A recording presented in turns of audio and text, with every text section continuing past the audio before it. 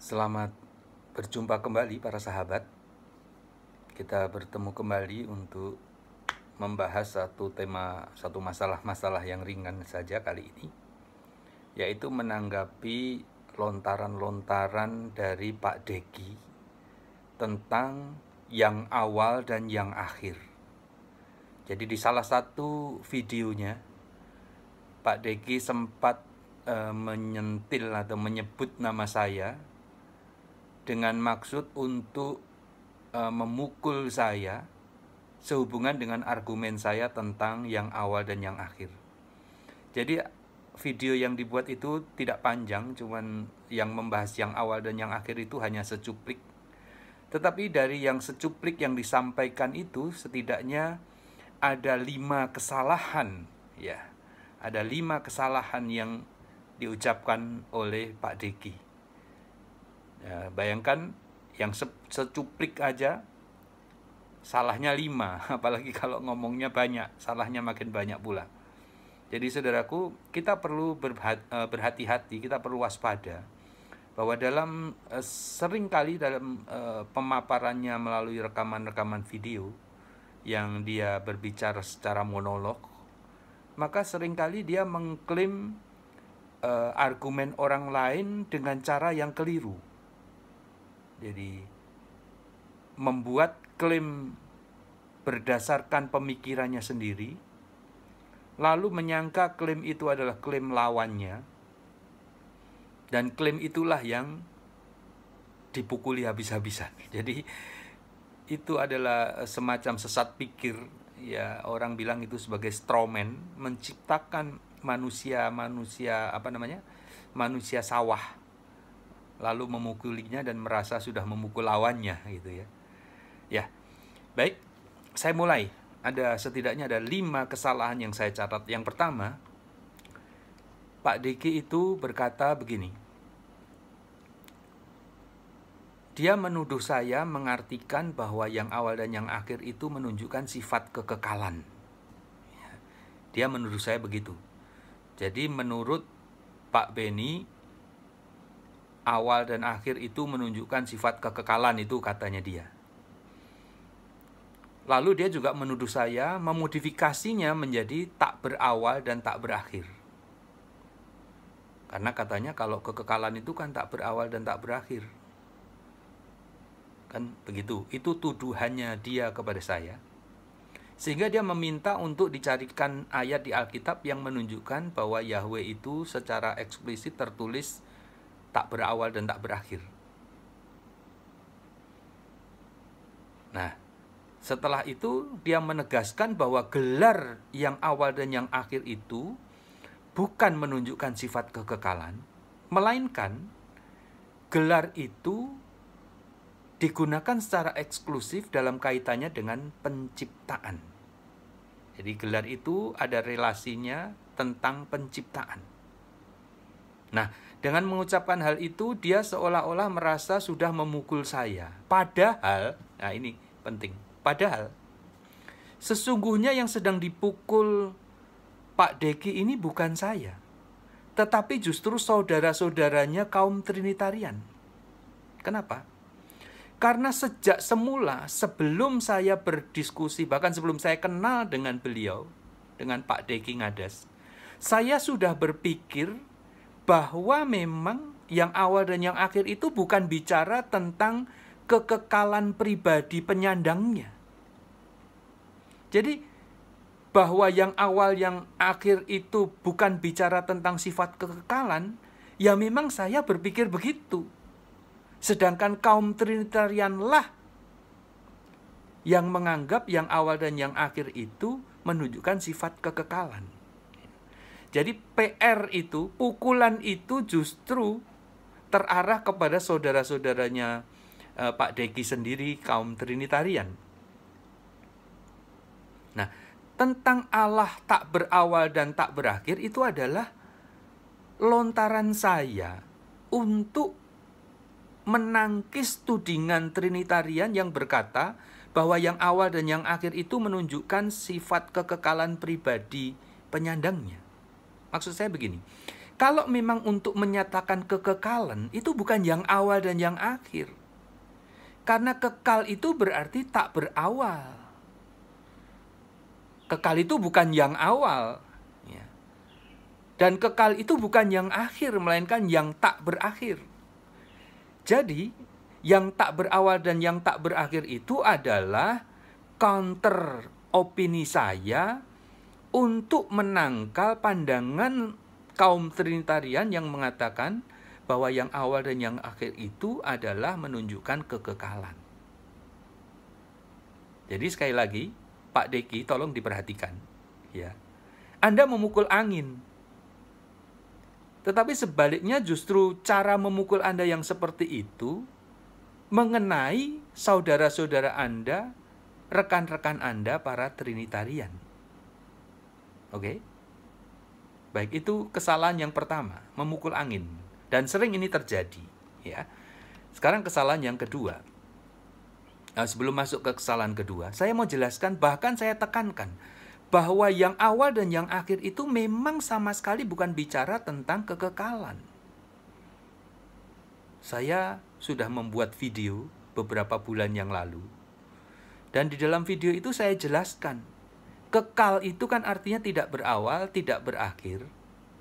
Dan yang jangan lupa satu hal, nggak ada matinya. Nah, di dalam Wahyu 1 ayat 17 dan Wahyu 2 ayat 8, ketika Yesus disebut sebagai yang awal dan yang akhir, kepada Yesus juga disematkan gelar yang lain, yaitu yang telah mati dan hidup kembali. Ya, berarti yang awal dan yang akhir ini sekaligus juga yang telah mati dan hidup kembali.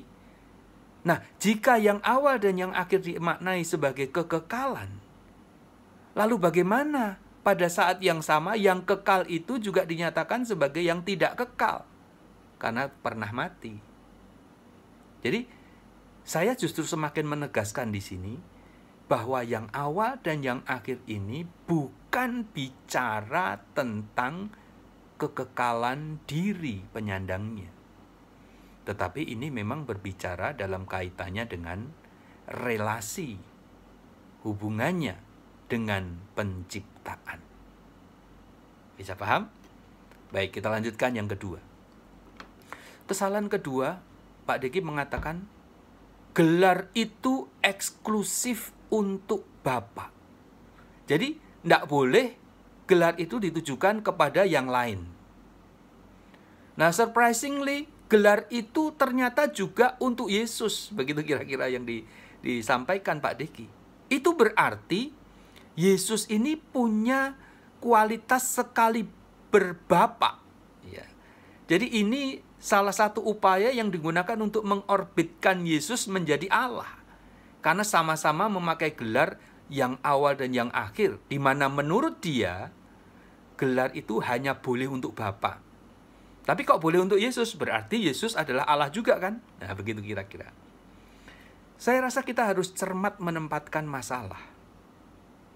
Bahwa yang awal dan yang akhir itu memang ditujukan baik untuk Bapa maupun untuk Yesus. Dan memang benar bahwa gelar itu berelasi dengan penciptaan. Tetapi gelar itu sama sekali tidak menunjukkan bahwa penyandangnya berarti Allah. Ya.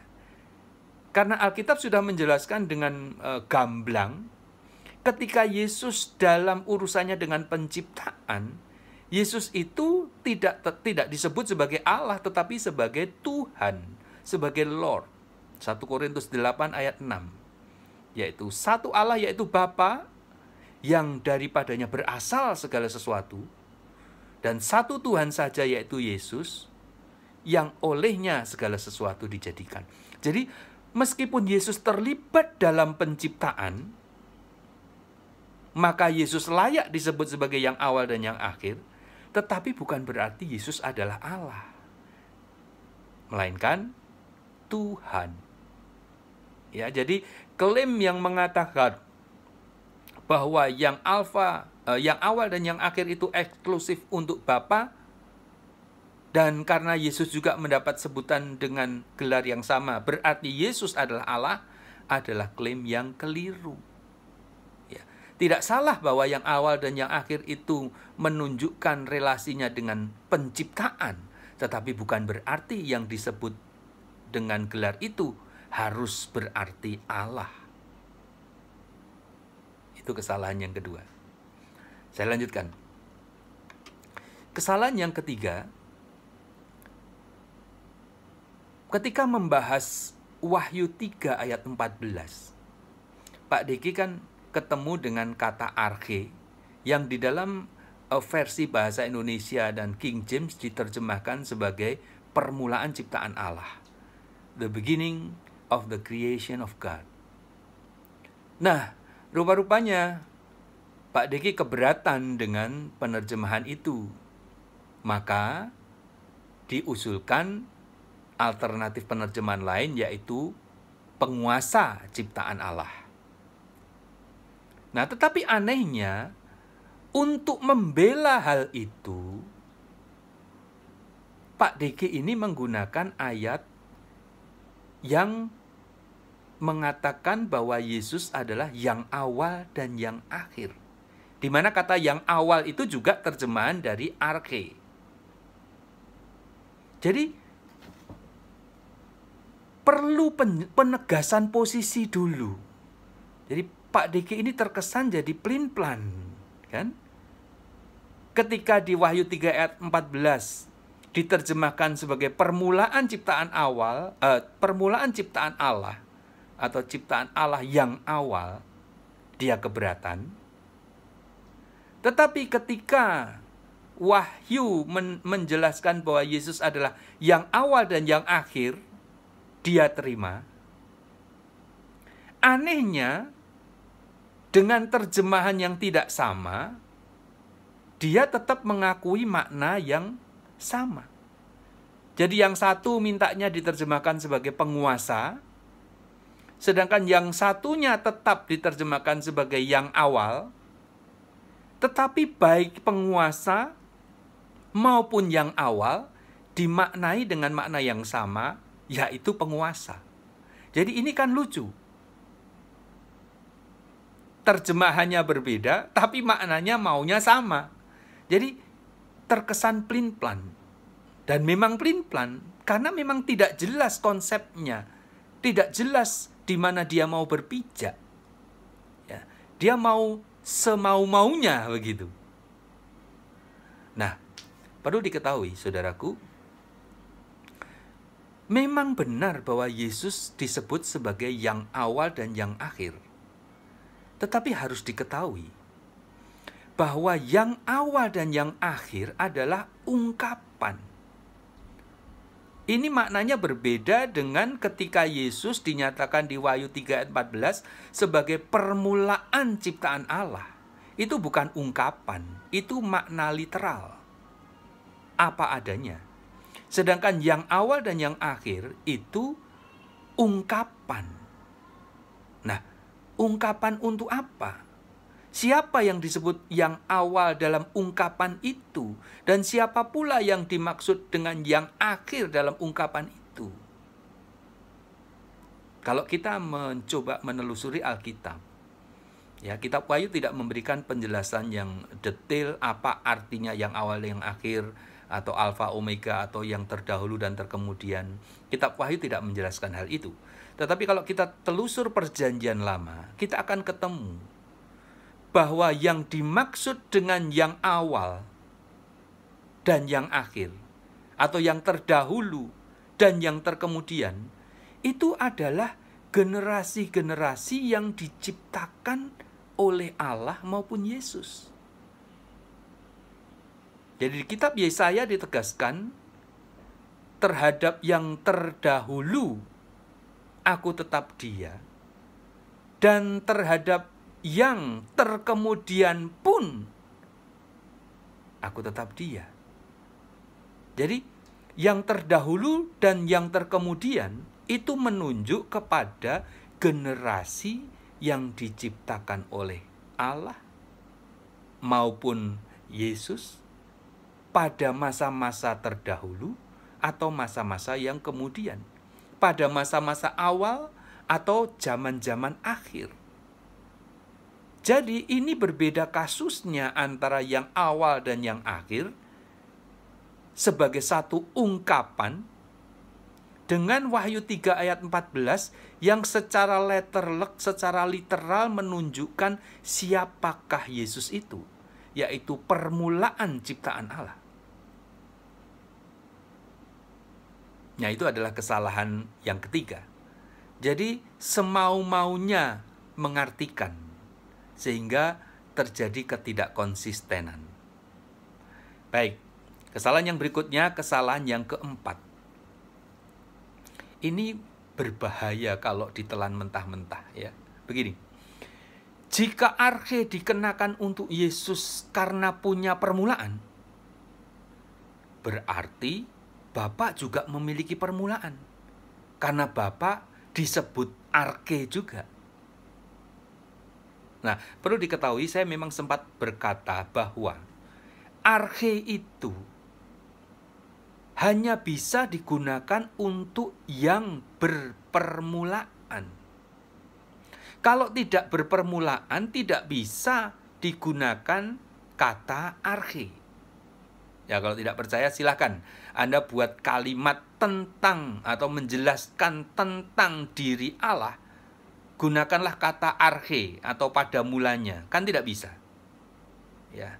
Karena Allah itu memang tidak berawal, jadi tidak bisa menggunakan kata arche untuk menjelaskan keberadaan Allah. Tidak mungkin bisa. Itu klaim apa? Itu pernyataan saya. Lalu pernyataan saya ini ditanggapi seperti yang saya bacakan tadi. Jika arche dikenakan untuk Yesus karena Yesus punya permulaan, berarti Bapak juga punya permulaan karena Bapak disebut arche. Nah, ini informasi yang menyesatkan. Tadi sudah saya bahas di kesalahan yang ketiga, bahwa dalam penyebutan Bapa sebagai arche, itu tidak sedang bicara tentang eksistensi dirinya. Ya, arche ini bukan tentang eksistensi diri Bapa, tetapi arche dalam kaitannya dengan gelar yang awal dan yang akhir, ini menunjuk kepada generasi yang hidup pada zaman awal. Jadi, klaim tadi berarti Bapak juga memiliki permulaan karena Bapak disebut arche. Ini klaim yang salah. Karena kata arche yang termuat dalam gelar yang awal dan yang akhir itu bukan bicara tentang diri Bapa, melainkan menunjukkan bahwa Bapa berkuasa atas generasi yang diciptakan atau yang hidup pada zaman arche, pada zaman awal, pada zaman dahulu, pada zaman alfa. Begitu penjelasannya. Lalu, yang terakhir, kesalahan yang kelima. Jadi Pak Diki mengatakan bahwa arti yang awal dan yang akhir itu adalah pencipta sekaligus tujuan akhir. Jadi yang awal itu dihubungkan dengan pencipta, yang akhir itu dimaknai sebagai tujuan akhir. Kalau kita tidak berhati-hati, ini nampaknya benar. Nampaknya benar. Nah, yang nampaknya benar ini justru sangat membahayakan. Ya. Karena iblis selalu melakukan hal-hal yang memang nampaknya benar. Kalau sudah jelas-jelas salah, tidak akan dipertimbangkan. Tapi kalau nampaknya benar, ini justru akan membuat tertipu banyak orang. Jadi, yang akhir ini bukan menunjukkan tujuan akhir. Tadi sudah saya katakan, yang awal itu menunjukkan generasi yang hidup di zaman awal, di zaman dahulu, di zaman alfa. Dan yang akhir menunjukkan generasi yang hidup di zaman akhir, di zaman kemudian, dan di zaman omega. Itulah arti yang awal dan yang akhir, di mana baik Bapa maupun Yesus berkuasa atas generasi-generasi itu. Nah, kenapa saya menolak bahwa yang akhir itu menunjukkan tujuan akhir? Karena Yesus itu bukan tujuan akhir. Yesus itu hanya perantara kepada Bapa. Tentu Anda pernah dengar ayat itu, bukan? Bahwa Yesus adalah perantara kepada Bapa. Yesus berkata, tak seorang pun sampai kepada Bapa kalau tidak melalui aku. Loh, berarti tujuan akhirnya itu bukan Yesus, melainkan Bapa, Allah. Anda mungkin juga pernah dengar, biarlah setiap lutut bertelut dan setiap lidah mengaku bahwa Yesus adalah Tuhan. Lalu ada ikut ekornya. Ekornya apa?